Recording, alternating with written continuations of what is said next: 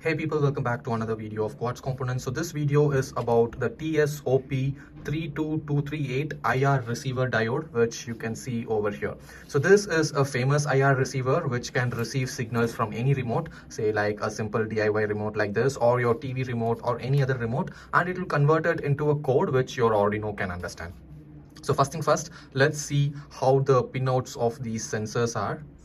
So this is the pinout of the sensor. We have VS, which is for power supply, ground in the middle, and then the output pin. So let me quickly show you the circuit diagram which we have used to connect our TSOP with Arduino. So basically what we have done here is we have a TSOP connected to Arduino, and from this remote we will be demonstrating how to control each LED for the sake of this project. But of course you can use a different remote, and instead of controlling an LED, you can connect a relay and directly control the appliances or whatever you wish to control. So moving on, let's quickly take a look at the circuit diagram. So this is the circuit diagram of our project. Let me zoom in a bit.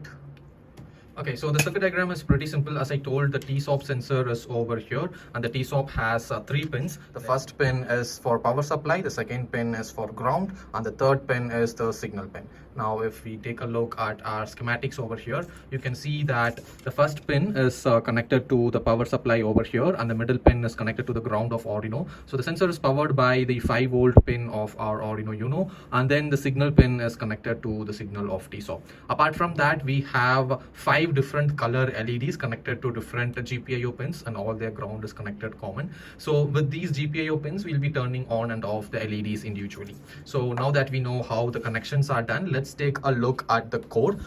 Okay, so for the programming part, we have to understand 2 things. The first thing is we have to learn what is the equivalent digital code for each of the buttons on our remote. Say for example, when I press the on button on my remote over here, the TSOP will give a specific kind of signal. When I press the off button, it will give a different kind of signal. So I'll write a program to see what kind of button gives what kind of signal. So there are 2 Arduino codes. Both of them can be found at the blog linked in the description of this video.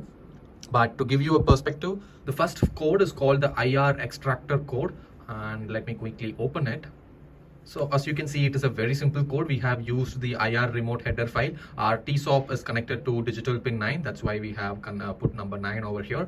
And then we have a function to read the results. Whenever a button is pressed, we will read the results, decode it, and then print it on our serial monitor. So this way, once this program is uploaded into our hardware, whenever we press any button, we can see an equivalent digital code displayed on the serial monitor. Now that we understand how this IR extractor works, let's take a look at the other program, which is the LED control.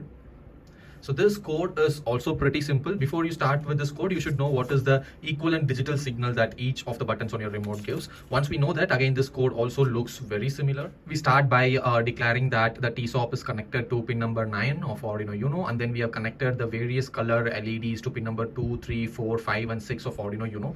Then going down, we are just enabling the IR receiver, and then this is the onboard LED of the Arduino Uno. So when we say it is true, every time your TSOP receives a signal from an IR remote, your onboard LED will blink. So this is just a debugging feature if you would like to have it.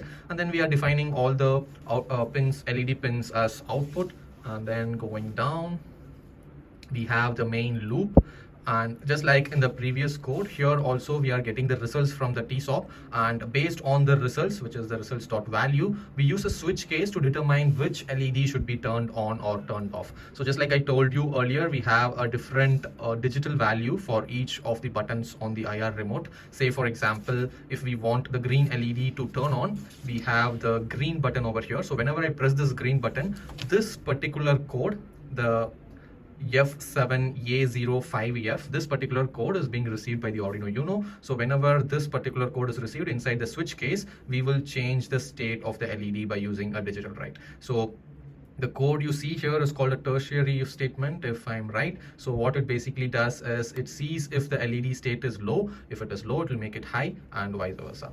So that is it. This code is also pretty simple. Similarly, we have a different digital value for the on button. So whenever I press the on button, I will get this particular code which will make all the LEDs high. Similarly, for the off button, I'll get this particular code which will make all the LEDs low.